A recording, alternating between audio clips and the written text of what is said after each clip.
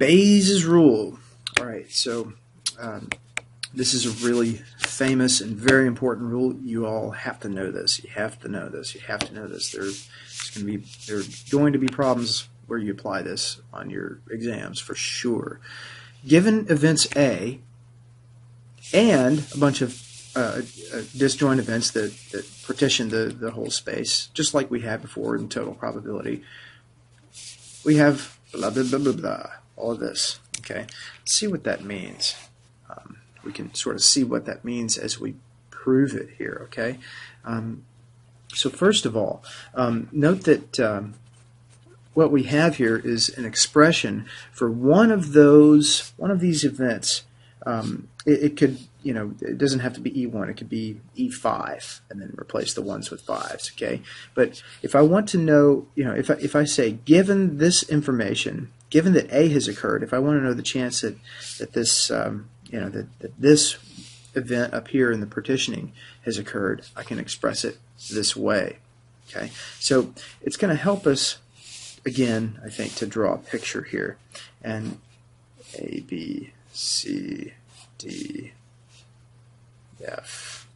Maybe these are, again, you get an A in a course. This is the event that you get a B. This is the event that you get a C. This is the event that you get a D or whatever. Okay. Maybe here's E6 and here's E7. Okay. Now, maybe here's some event A. Okay. Here's the event A.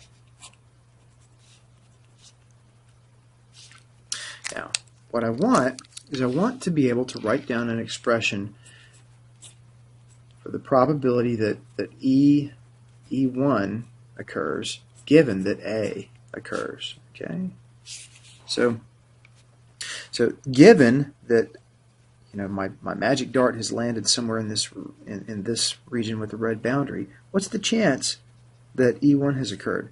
Well, the first step here is to just simply use the definition of conditional probability. And that just says that this is going to be the chance of E1 and A occurring over the probability of A. And guess what? I'm going to use the definition of conditional probability right away, again, just in the numerator. Okay? What that says is I can actually write this part, the chance of both E1 and A occurring is the chance of A given E1 times the probability of E1. Okay? Remember, so this is because, conditional probability says that this stuff right here equals this stuff divided by this stuff. Right? That's why I can write that. So hey, look, we're halfway home. We've got the numerator. The numerator looks exactly like what it's supposed to look like. Guess what? In the bottom,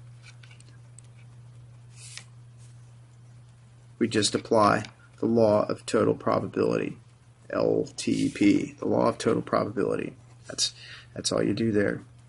Oops.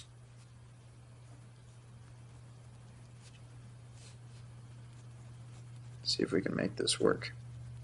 Okay. Probability of EK, right? That's just the law of total probability in the bottom. Okay. So all this stuff, it's equal to the chance of A given E1. There's the probability of E1. Okay. Phew. Very nice. Okay, so let's do an example. Let's do this little example here. So an oil executive knows from experience that there is oil in, say, 25% of the region. Okay, that she suspects that there's 25. If she drills a random hole in the ground in the area, she's going to hit oil 25% of the time. If there really is oil, then a seismological test that's popular in the industry will confirm this with probability 95%. However, if there really is not oil, then the test will confirm this with probability 85%. Okay.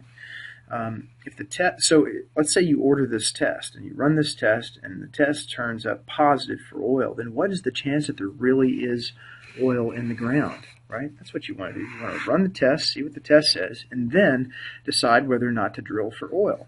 Okay, so what I want is, what the question the question I want to answer here is that what is the chance that there really is oil in the ground given the test is positive? Can I write it like that? Positive. Given the test is positive, what's the chance there really is oil?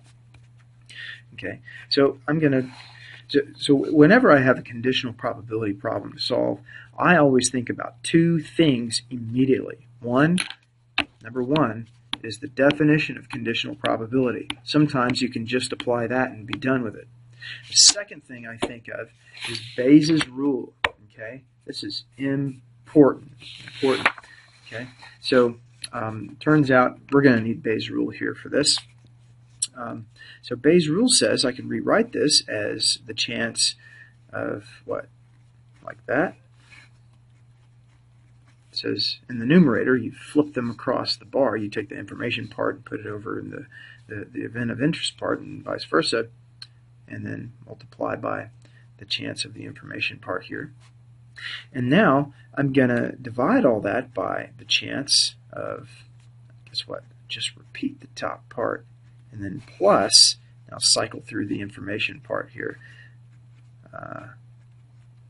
given O complement, right, times the probability of O complement.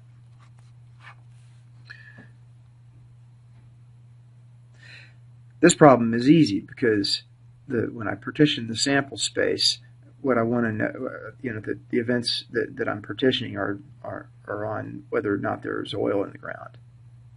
Okay. There are only two events there. Over here, when we were looking at Bayes' rule, there were several events. In general, there might be 100 events or 1,000, maybe millions of events. That's certainly possible. All right. So, let's see if we can work this out.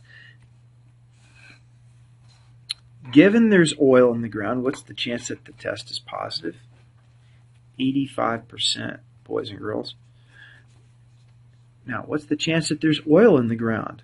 Period. 25%. She knows from experience that, or maybe this is just her feeling, right? That it's 25% of the region has oil. In the bottom, the first term is exactly the same as the top. And finally, let's see, what's this stuff? If there is not oil in the ground, then the test will confirm that with probability 85%. So if there's not oil in the ground, the chance that the test screws it up and says positive is 15%, right? Okay. Now what's the chance that there is not oil in the ground? 75%. Yeah.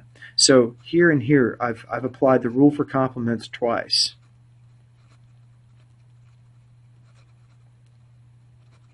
Here I've applied it in the conditional sense. Okay. So be careful of that. So more specifically, in this case, I've used it the chance that the test is positive, given that there's not oil in the ground. That's 1 minus the chance that the test is negative given O complement. Okay, so that's 1 minus 0.85, which is 0.15. Okay, so I'll let you solve this and get the final answer there. My calculator's broken. Sorry. Do it.